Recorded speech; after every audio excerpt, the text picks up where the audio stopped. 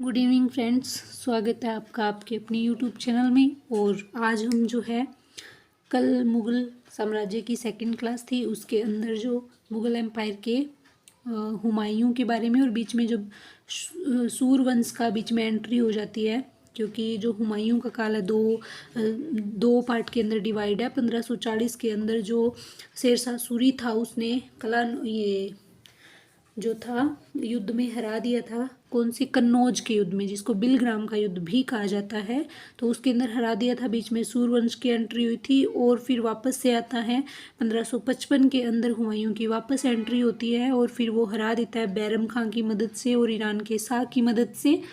ठीक है, वापस से सूरवंश का पतन तो पहले ही हो जाता है। उसके बाद में उसका बेटा जो था वो बनता है राजा। इसका जो शेरशाह सूरी था, इसका बेटा है, उसका उत्तराधिकारी बनता है। उसको हरा के जो है वापस से मुग़ल एम्पायर की स्थापना हो जाती है। और उसके बाद जो है हुमायूं की डेथ होती है 1530 के अंदर सीढ़ियों से गिरने के कारण, और उसके बाद 1556 के अंदर मृत्यु हो जाती है। और इसका जो राज्याभिषेक होता है अकबर का होता है फिर 1556 के अंदर कलानौर की, क्योंकि 1555 में एंट्री होती है। 56 तक राज करता है हुमायूं, सेकंड टाइम राज करता है। इसका जो शासनकाल था दो भागों में बंटा हुआ था, और 1556 के अंदर कलानौर में अकबर का जो है राज्याभिषेक किया जाता है। सबसे पहले जो बता दूं, अकबर का जन्म है 1542 में, और कल हमने बात की थी हुमायूं का प्रवासित, जब हुमायूं जो है शेरशाह सूरी से भाग जाता है युद्ध के कारण। जो उसका युद्ध हुआ था उसके अंदर जो हुमायूं को इंडिया से भागना पड़ता है, तो उससे पहले वो अमरकोट के राणा वीर साल के महल में रहता है।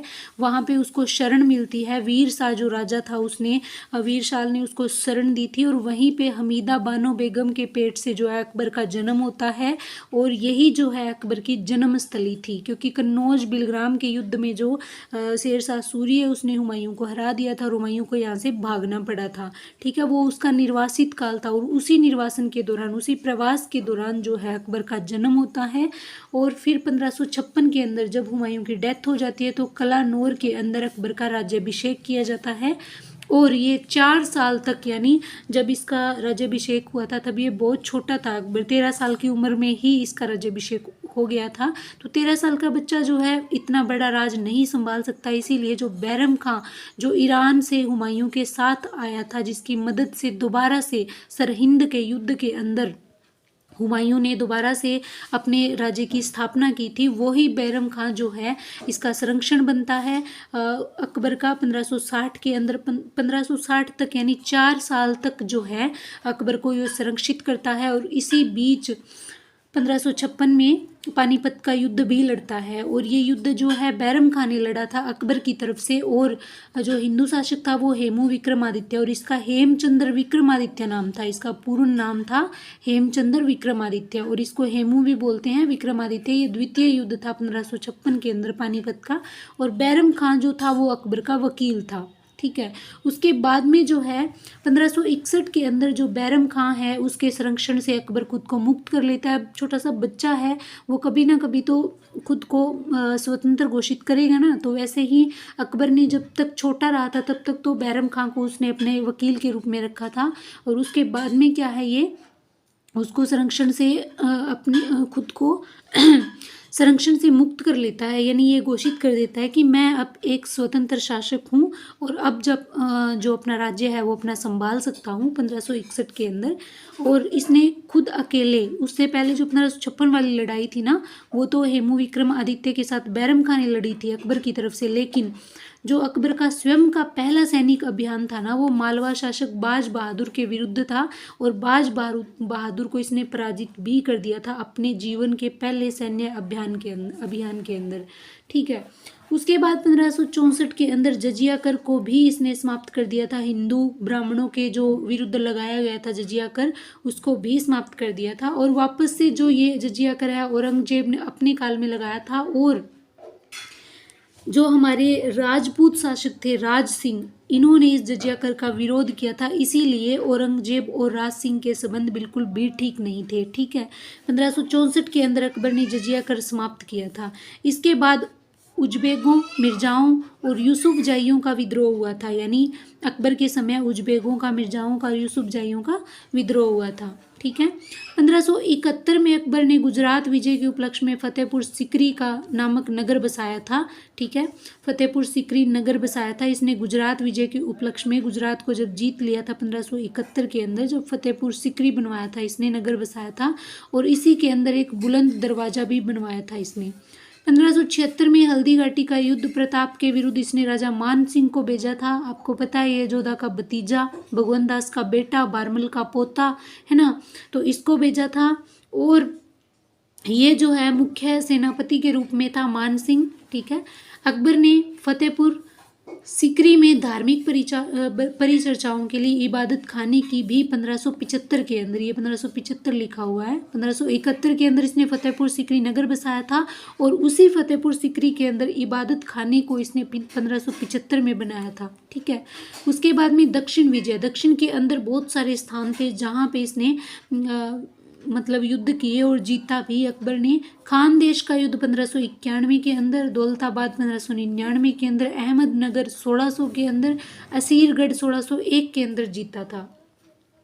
देखिए अकबर का काल जो है बहुत लंबा है, बहुत अच्छा काल है। हिंदुओं को देखा जाए, हिंदुओं की दृष्टि से देखा जाए तो अकबर का काल बहुत ही अच्छा था। क्यों? क्योंकि जो हरकाबाई थी, बारमल की पुत्री, वो हिंदू थी, तो उसी के प्रभाव से जो अकबर ने हिंदुओं के साथ बहुत अच्छा बर्ताव रहा था इसका, और लंबा था। और अकबर के काल के अंदर हमें सन जो है बहुत ज़्यादा याद करने पड़ते हैं, क्योंकि इसने अपने काल के अंदर बहुत से अच्छे काम किए थे, बहुत से युद्ध भी लड़े थे। तो सारे के सारे हमने जो है उनके नाम और उनके सन से ही याद करने पड़ते हैं। 1582 के अंदर सभी धर्मों के उत्तम सिद्धांतों को लेकर, मतलब जितने भी धर्म इसको अच्छे लगते थे उनके उत्तम और बढ़िया सिद्धांतों को लेकर इसने एक धर्म बनाया था। यानी सभी धर्मों के बढ़िया बढ़िया सिद्धांत उसने एक धर्म के अंदर डाल के तौहीद ए इलाही या फिर दीन ए इलाही, इस तौहीद ए इलाही को दीन ए इलाही भी बोलते हैं, और इस नए धर्म की स्थापना की। और दीन ए इलाही धर्म स्वीकार करने वाला प्रथम और अंतिम हिंदू था बीरबल। ये बीरबल जो था प्रथम था और अंतिम हिंदू था जिसने दीन ए इलाही की सदस्यता स्वीकार की थी। और मान सिंह जो था ना, उसने मना कर दिया था, क्योंकि मान सिंह वैसे तो अकबर की सेवा में था, लेकिन मान सिंह ने दीन ए इलाही जो स्वीकार करने से, इस धर्म को स्वीकार करने से, एक तरीके से कहूँ मुस्लिम बनने से इनकार कर दिया था उसने, कि मैं आपकी सेवा में ज़रूर हूँ। मतलब फूफा थे उसके अकबर जो थे, उसने बोल दिया था कि मैं आपकी सेवा में ज़रूर हूँ, लेकिन मैं राजपूत हूँ और राजपूत ही रहूँगा, मैं मुसलमान नहीं बनूँगा, मैं हिंदू ही रहूँगा। ठीक है। उसके बाद बीरबल जो था, इसने ये प्रथम हिंदू और अंतिम हिंदू भी कह सकते हैं, दीन ए इलाही स्वीकार करने वाला। जो सलीम था, जो बाद में जहांगीर के नाम से जाना गया था, यही सलीम जो है इसने अकबर के खिलाफ विद्रोह कर दिया था। आपको पता है जो राजा महाराजा होते हैं ये क्या करते हैं, इनको सिर्फ यही होता है कि बड़े हो गए बस गद्दी पे बैठना है, चाहे अपने पिता को मारना ही क्यों ना पड़े। तो बहुत से ऐसे भी अपन पढ़ते हैं हिस्ट्री के अंदर, बहुत से ऐसे भी हुए हैं जिन्होंने, जो पितृहंता कहलाए हैं। ठीक है। तो ये जहांगीर ने भी क्या किया था, अकबर के खिलाफ विद्रोह कर दिया था। और यूसुफजाइयों के विद्रोह के अंदर बीरबल की मृत्यु हो गई थी। उजबेगों का, मिर्जाओं का, यूसुफजाइयों का विद्रोह हुआ था अकबर के काल में, तो बीरबल जो था उसकी मृत्यु हो गई थी यूसुफजाइयों के विद्रोह को दबाने में। ठीक है। और अकबर के नवरत्न, आपको पता है अकबर के दरबार में उसके 9 रत्न थे। ठीक है। जिनसे वो अलग अलग विभाग उनको सौंपे हुए थे, अलग अलग काम उनसे वो सलाह करके करता था। ठीक है। तो फर्स्ट नंबर पे उसका मित्र कहो, नवरत्न कहो, बीरबल था। ठीक है। जो अंतिम हिंदू या फर्स्ट हिंदू जो था जिसने दीन ए इलाही की सदस्यता भी स्वीकार कर ली थी, मान सिंह था। जो हरकाबाई थी उसका भतीजा था ये मान सिंह। ठीक है। ये भी नवरत्नों में आता था। फैजी, ये फैजी अबुल फजल का भाई था, और जो गागरोन के किले में अकबर को मिलता है। आपको पता है गागरोन के किले में अकबर जाता है, और गागरोन का किला जो है पृथ्वीराज राठौड़ को, जो डिंगल का हैरोस, एलपी टेसी स्टोरी जो था उसने डिंगल का हैरोस बोला था, जिसने जो है वैली कृष्ण रुक्मणी ग्रंथ लिखा था, जो गागरोन के किले में बैठ के, और जिसको दुर्सा आडा ने 5वां वेद और 19वां पुराण कहा था। ठीक है। तो इस तरह की जानकारी तो आपको होगी, आप तैयारी कर रहे हैं, ठीक है। तो उसी गागरोन के किले में जो काली सिंध और आहू नदियों के संगम पे स्थित है गागरोन का किला, उसी के अंदर जो है अबुल फजल का भाई फैजी अकबर को मिलता है और अकबर उसे वहाँ से ले आता है और इसको अपने नवरत्नों के अंदर शामिल कर लेता है। बाद में टोडरमल जी जो अकबर ने अभियान भेजा था महाराणा प्रताप को मनाने के लिए, सुलह कुल नीति का जो राजा था, मतलब पहले सुलह करता था, अगर सुलह के लिए कोई नहीं मानता था फिर युद्ध करता था, तो सुलह के लिए अपने ये 4 मंडल भेजता है, 4 शिष्ट मंडल भेजता है, जिसके अंदर पहला जो है वो जाम भट्ट से याद करते हैं ना अपन, जाम भट्ट। तो लास्ट में टोडरमल जाता है 1573 के अंदर, ठीक है, लास्ट में टोडरमल को भेजता है।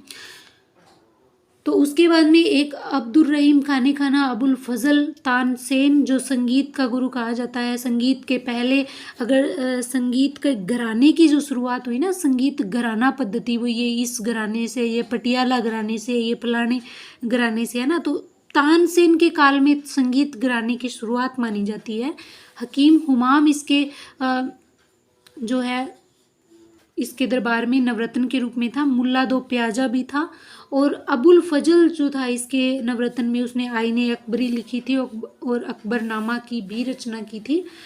अकबर जो है वो नकारा वादन था। नकारा एक प्रकार का संगीत का कोई सिस्टम होता है बजाने वाला, मतलब ये कह लो कि वाद्य यंत्र होता है, उसके अंदर ये पारंगत था। और इसने शीरी कलम की उपाधि और जरी कलम की 2 उपाधियां दी थी। शीरी कलम की उपाधि इसने अब्बू समद को दी थी और जरी कलम की जो उपाधि थी मोहम्मद हुसैन को दी थी। और उसके बाद में अकबर ने महाभारत जो थी, ठीक है, महाभारत का फारसी अनुवाद करवाया था, फारसी भाषा में रमजनामा के नाम से अनुवाद बंदायूनी और नकीब खां नाम के, बंदायूनी आपको पता ही है जो हल्दी घाटी का युद्ध है उसका प्रत्यक्षदर्शी था ये बंदायूनी, जिसने गोगुंदा के युद्ध के नाम से पुकारा है हल्दी घाटी के युद्ध को। और नकीब खां द्वारा इन्होंने जो महाभारत है उसका फारसी अनुवाद और जो बाद में रमजनामा के नाम से जाना गया था। पंचतंत्र की कहानियाँ अपन पढ़ते हैं, उसका भी अनुवाद अबुल फजल ने किया था अनवार ए सुहेली के नाम से। और अकबर जो था इसने कुछ महत्वपूर्ण कार्य किए थे। दास प्रथा का अंत इसने 1562 के अंदर तीर्थ यात्रा पे जाते हुए कर लगाया जाता था, तो उसका भी समापन इसने 1563 में कर दिया था। जजिया कर की समापन किया था इसने 1564 के अंदर। इबादत खाने की स्थापना 1575 में फतेहपुर सीकरी के अंदर की थी। मजहर की घोषणा 1579 के अंदर की थी। दीन ए इलाही की स्थापना 1582 के अंदर, और जिसको स्वीकार करने वाला प्रथम और अंतिम हिंदू जो माना जाता है बीरबल और मान सिंह ने इसको स्वीकार करने से मना कर दिया था। इलाही संवत की जो स्थापना की थी 1583 के अंदर, राजधानी लाहौर स्थानांतरित की थी 1585 के अंदर, और 1580 में दहशाला पद्धति, ठीक है, ये लागू की थी अपने राज्य के अंदर। और ये टोडरमल के साथ से, टोडरमल जो इसके नवरत्नों में एक था, उसके ये इसका अर्थशास्त्र मंत्री था, मतलब अर्थ मंत्री था। इसके जो पैसे का जो दीवान था एक किस्म का, इसके पैसे का सारा काम यही संभालता था। कर लगाना है, कैसे लगाना है, किस पद्धति से लगाना है, जो टोडरमल ही देखा करता था। तो दहशाला जो पद्धति थी 1580 के अंदर टोडरमल की सहायता से लगाई थी। और मनसबदारी प्रथा जो है वो इसी के काल में लागू हुई थी। आपको पता है ना 7000 की मनसबदारी मान सिंह को दी हुई थी, है ना। तो मनसबदारी प्रथा जो है, मनसबदारी प्रथा का मतलब होता है कि इनके सेना के अंदर कितने सेनापति शामिल करने हैं, कितने घोड़े, कितने हाथी शामिल करने हैं, कितने इनको हथियार देने हैं, वो सारी प्रथा जो थी वो मनसबदारी की प्रथा कहलाती थी। और मनसबदारी की प्रथा सबसे पहले अकबर ने शुरू की थी, और मान सिंह को जो है वो 7000 की मनसबदारी दी गई थी, ठीक है, ये आपने पढ़ा भी होगा। और 1605 के अंदर जो है अकबर की मृत्यु हो जाती है, और इसका मकबरा जो है वो आगरा के निकट सिकंदरा में जहांगीर ने बनवाया था। और जो सलीम चिश्ती है ना वो अकबर के समकालीन थे। सलीम चिश्ती जो सूफी संत थे, ठीक है, सूफी संत थे ये, और ये अकबर के समकालीन थे। समकालीन का मतलब होता है जिस टाइम पे राजा जो है राज कर रहा है उसी समय पे, सेम समय पे कोई उसके बराबर में कोई होता है, उसको उसका समकालीन कहा जाता है, ठीक है। जैसे अब आपको एक अगर हम मजाक की दृष्टि से देखें तो मोदी जी के समकालीन कौन है? हम हैं, ठीक है। तो हमारे समकालीन मोदी जी और मोदी जी के समकालीन हम हैं। तो ये थे अकबर, और अकबर के बारे में मैंने ऑलमोस्ट क्या टोटल सारी, इसके अलावा कोई और जानकारी नहीं है। इसने अपने काल में कितने युद्ध लड़े, कब कब लड़े, कहाँ कहाँ लड़े, कौन इसके नवरत्नों में था, कब इसका जन्म हुआ, किसके कोख से इनका जन्म हुआ, कहाँ हुआ, हुमायूं इसके पिता थे, निर्वासन काल में जन्म हुआ। तो सारी की सारी जानकारी, चाहे आप किसी भी लेवल से हो, ये क्लास इम्पोर्टेंट है और बहुत बड़ा है मुग़ल एम्पायर। और अकबर अकेला ही 15 से 20 मिनट का टॉपिक था, और वो भी मैंने वन लाइनर की दृष्टि से नोट्स फॉर्म में बनवाया है। फिर भी 15 से 20 मिनट लग गए हमें ये क्लास पूरी करने में। और जो बाकी जहांगीर और औरंगजेब, कल जहांगीर और औरंगजेब दोनों को ख़त्म कर देंगे। उसके बाद में जो है औरंगजेब के बाद में कुछ छोटे मोटे शासक जो मुग़ल साम्राज्य के, उनको पढ़ लेंगे। उसके बाद जो मुग़ल साम्राज्य है पूरा शुरू से लेके अंत तक पूरी तरीके से एक एक लाइन को समझते हुए हमारा कंप्लीट हो जाएगा। और एक जो टॉपिक है पहले ही हमारा हो चुका है एसएसटी की दृष्टि से, जो संविधान में राजस्थान का योगदान था। उसके बाद में जो है एसएसटी के अंदर जो संविधान वाला टॉपिक है, उसके अंदर संविधान की अगर बात करें तो एक टॉपिक डाल दिया है संविधान। तो संविधान में तो बहुत सारी चीज़ें आती है, लेकिन अब हमें देखना है कि हमारे लेवल के हिसाब से हमें क्या पढ़ना है। तो उसके अंदर मेरे हिसाब से मौलिक कर्तव्य आ जाएंगे, मौलिक अधिकार आ जाएंगे, जो राज्य की नीति निर्देशित तत्व है, और मौलिक कर्तव्य, इतनी सारी चीज़ें अपन पढ़ लेंगे। तो वीडियो को पसंद आए तो लाइक कीजिए, शेयर कीजिए और चैनल को सब्सक्राइब कीजिए। ठीक है, थैंक यू सो मच।